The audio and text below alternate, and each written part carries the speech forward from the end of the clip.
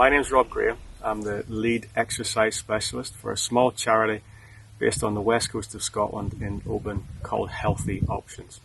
I also spent over 20 years working in the city of Newcastle upon Tyne with their leisure services division. Both roles involve taking referrals from local GP practices, dietitians and physiotherapists and other healthcare professionals for those living with long-term health conditions. And in a nutshell, using movement as medicine to improve their long-term health outcomes, both physical and mental. Now, I have a real passion for the natural world, which is one of the main reasons why I have relocated here to the beautiful island of Mull on the west coast of Scotland. And I've spent a lot of my free time in natural spaces just like this and come to realise how important it is for my own mental health. And although I've spent a lot of my time and will continue to do so working with clients within a gym-based operation or a swimming pool or fitness classes, which have their role to play, as time has gone on, realising how important these sort of areas are for my own mental health, I've come to realise that I really need to encourage my clients to spend a lot more time in natural environments as a means and a pathway of improving their long-term health outcomes.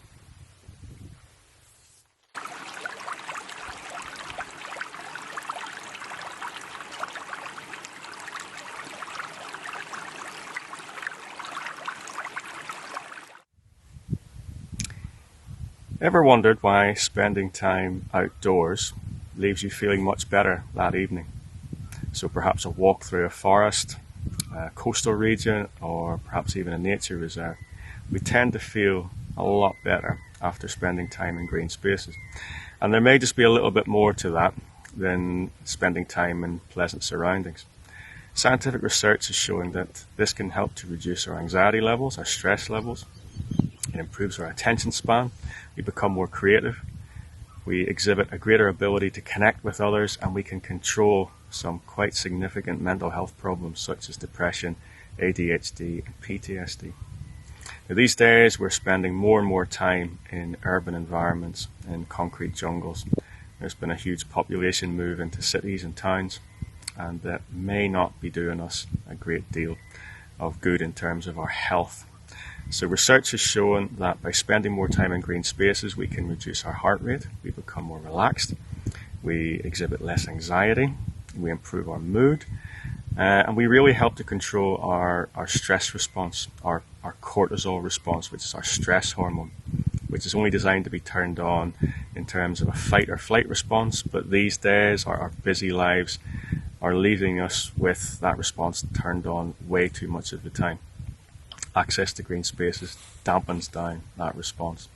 And also by being in areas like this, we can boost our immune response as well, and never more has that been key than currently during the pandemic. We've actually seen that patients who are recovering from major operations will discharge from hospital quicker if they have a view of a green space or a tree, for example, as opposed to a brick wall or an urban setting. And being in nature, basically it soothes us, it relaxes us, it improves our memory, so our cognitive function improves as well. So what's actually happening here? Well, we tend to see a big release of two of our happy hormones when we spend time in natural surroundings, dopamine and serotonin. Serotonin improves our memory, our sleep patterns, our behavior profiles, and it improves our appetite as well. Dopamine improves our movement, our emotional response, and our ability to feel pleasure as well. And this is not a new procedure in terms of getting people into wild spaces. This originated really in the Far East. It was known as forest bathing there. But more and more these days, we're seeing green prescriptions offered by GPs and other health professionals, encouraging more and more people to get into the great outdoors. The other term that you may have heard of is rewilding, which I quite like, because rewilding is actually about trying to reintroduce an animal into a natural environment where it once belonged. Here on the Isle of Mull, for example, we've had a reintroduction of sea eagles back into the sort of natural food chain. And really, I like the term rewilding because it's about getting humans back to where they should belong and their natural environment, because this is where we have evolved and it's where we belong. One of the best ways to bring animals a little bit closer to you, because unfortunately they see us as a bit of a threat most of the time, is get yourself a decent set of binoculars. You don't have to spend a fortune, and again, a great little present for a young child or somebody just starting to take a bit more of an interest in the natural world. And it allows us the opportunity not to get so close to the animal that we push it away and we frighten it, but to observe it from a respectable distance and hopefully take in a little bit more about the way that animal is living its life close to you. You might want to take up a bit of photography, maybe use camera. Again, it doesn't have to be a large lens like this. A lot of plants that perhaps around the garden make good subjects for photography. Insects, butterflies, things that are close to your home might make a good start in terms of wildlife photography. Sometimes getting close to animals can be a little bit difficult with a small lens. And if that's the case, you might want to also look at investing in something like a little trail camera. Now, these are a self-activated camera activated by movement and heat. And you can strap these to a post or a tree, whether it be near your house, your back garden, or in a local wildlife reserve, something like that.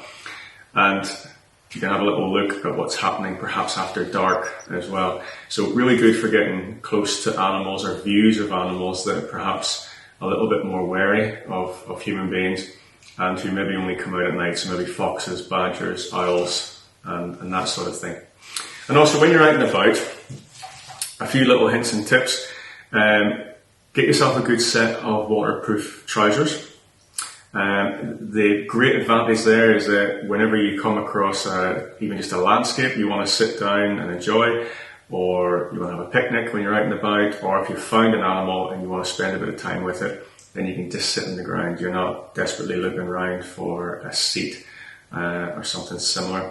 And it just gives you that option to sit and enjoy and watch the animal for a longer period of time without getting soaked. Also, you might want to think about wearing some dark clothes. A lot of animals can't really see a great deal of colours as we do, but dark clothes will still help with the vast majority. And also just be aware of the animal's senses. So compared to us, most animals' sense of eyesight, their smell, their hearing is finely tuned compared to human beings. Especially a sense of smell. So think about coming at an animal downwind of it, and that way you won't cast your scent. And we're not really fully tuned in just to how much smell that we cast upon the natural world. And we're very easy to pick up from quite a long way away for especially a lot of animals, such as deer, otter, fox. It's an early giveaway, so just think about your wind direction when you're approaching an animal like that. And also you might want to think about the time that you go out as well. So dusk and dawn are probably the best times to see a lot of animals, especially again some of our more wary mammals, perhaps those that are nocturnal as well. Quite often your best times to actually see them in some sort of light or just before the light disappears in the evening, and as the first rays come up first thing in the morning. So to maximise your time, it might be an idea to set the alarm clock a little bit earlier than normal.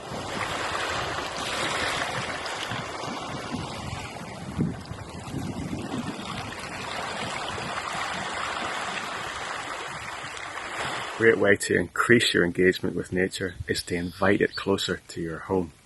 And that can be done through something as simple as a bird feeding station, and maybe set that up by your favourite window where you have a nice seat, and perhaps after your morning stroll you can sit down and have a look at what's coming into your feeders. Other simple things you can do is perhaps put a pond in. If you build it, nature will find a way, it will get there. It doesn't have to be a lake, even just a bucket submerged in the ground. Things like frogs and toads will find a way to get there and make use of it and set up home. Other things you can do, perhaps set up some bird boxes or maybe even bat boxes. And these sort of things are very, very easy to build. If you go on websites such as the RSPB, there's guidelines there on how to put them together, along with things like hedgehog homes. And perhaps in your garden, one of the best things you can do is have it a little bit less manicured. And by that I mean a bit less paving perhaps, a bit less gravel, because that affects the rate at which water will leave that area. And perhaps let a little bit of it go wild if you can. And you might be amazed at the animals that will move in and make use of that habitat if it's not manicured beyond belief. Other things you can do, perhaps plant some native trees, will always help, and maybe some pollinating plants. And even if you don't have a garden, or your garden is very small, things like window boxes can make a real difference. And if you plant some pollinating flowers on a window box, things like bees and other pollinators, again, they will find a way to get there. And through that engagement with your local wildlife, you may just find that really boosts your self-esteem, and it gives you a little project perhaps to work on, especially if it's something you can do with children, and get them involved, because again, they're our future, and if we can get them involved and interested in the natural world when they're early, then they're far more likely to carry that on into adulthood. So have a little think about what you can do in your space, make full use of it. The wildlife will thank you for it, and it will also help your mental health.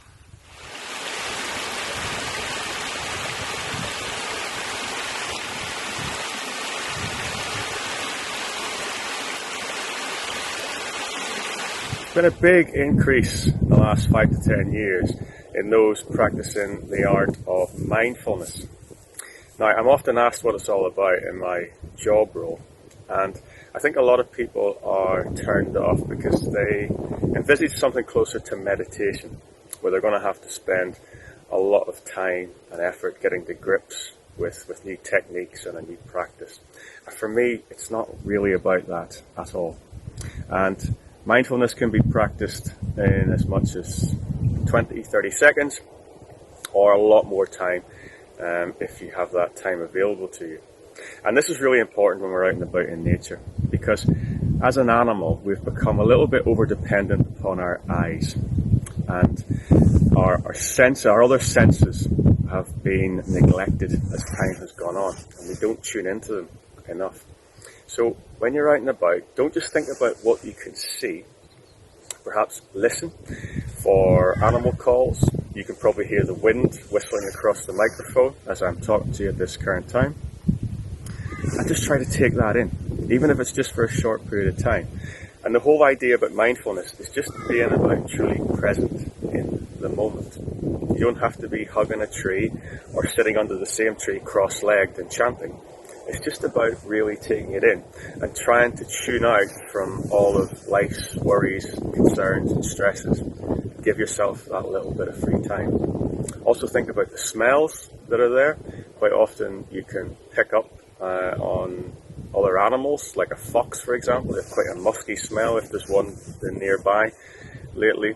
And obviously as we go into the summer, we have lots of flowers coming out. There's some wild garlic, and just try to take that in. Tune in with the ears as well. You might have a lot of animals are given away by the noises they make, by their calls. Sometimes alarm calls of small animals will alert you to the presence of a predator that's nearby. And also just have a little look around. I've stopped at this tree, for example. Now this is an old, pretty dead tree, but within the first notch there, we have mosses, we have lichens, and there's also ferns starting to grow there. And it's just a little example of the sort of symbiotic relationship that's going on in this local environment. And that includes all the animals, and it includes us as well. We're a key part of the ecosystem. And perhaps we can be mindful in terms of trying to reduce the impact of our footprint upon our local environment, and maybe learn a little bit more about it and how we can play a key role in conserving it and preserving it so that in the future more of us can enjoy it.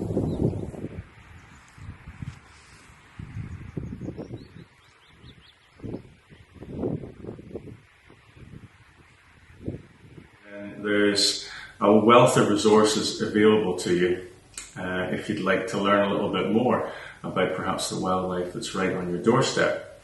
Now, there are many websites available that may help along. A couple of examples are the RSPB website, which is a great little section on how to identify birds, not just visually, but also from their calls as well, which might be a really interesting little project to do with children. But there's also your local wildlife trusts will have websites available to you, and I know the Scottish Wildlife Trust does a fantastic little section which is called Take a Closer Look At, and they have little short videos on various animals, habitats, and again a great thing to get kids involved with as well. And also there's a wealth of books available to you. I've got a few here as examples, so you might want to get yourself a little sort of bird identification guide, perhaps something a bit smaller than that you can carry with you.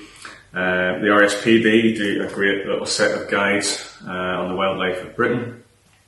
This one includes just about all the plants that you could see in the UK, as well as all the animals.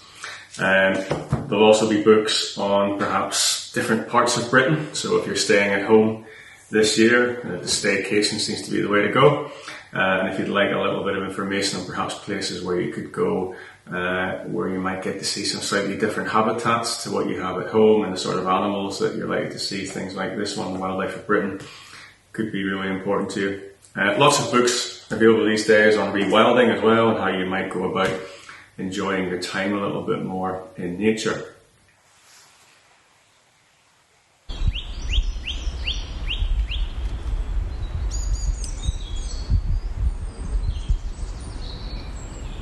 The added bonus of getting active in wild places is that along with the associated mental health improvements, we can obviously benefit from a wide range of physiological improvements as well.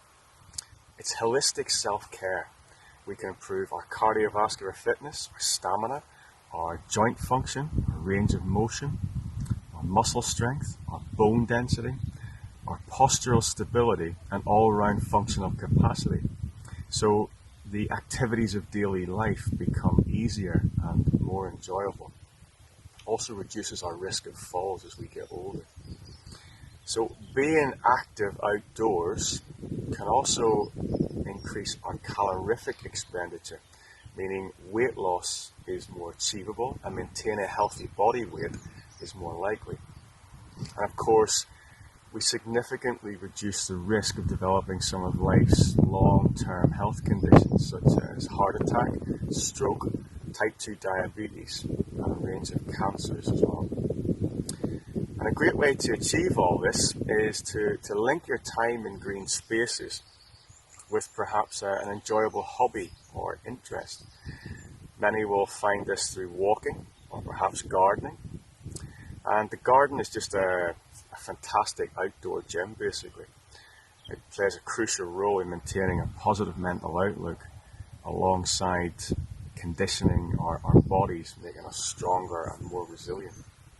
But perhaps you could also tax your heart and lungs in a slightly different way by taking up another active hobby, such as canoeing or kayaking. And recently there's been a real increase in the uptake of those performing open water swimming and paddle boarding. And this can be done on inland, coastal waters or rivers or lakes, and it's an amazing way to see your local environment and the wildlife within it from a completely different perspective. Or what about trying to see your local patch and enjoying nature from a self-powered two-wheel perspective instead of the more polluting, noisy, motorized four-wheel option.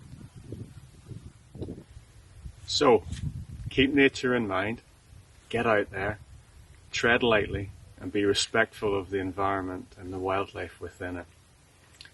It will pay you back in ways that perhaps you never thought was possible. Take only photographs and leave only footprints. And when you start to experience some of the benefits that we've touched upon in this short film, then perhaps you'll even consider ways of how you can protect and conserve your local green spaces. That might be changing the way you live to reduce your carbon footprint and the effect upon the climate. It may be volunteering for a wildlife trust, for example, or perhaps something as simple as gathering up a few family and friends and carrying out a beach clean. You never know. While you're there, you might just experience something truly amazing and leave you with a memory that you'll take with you for the rest of your life.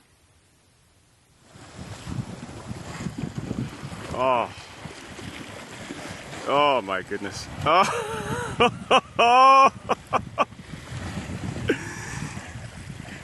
Oh, you're having a giggle.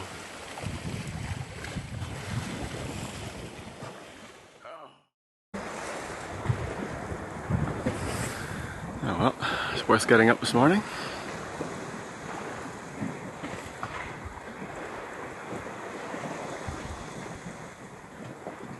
Amazing.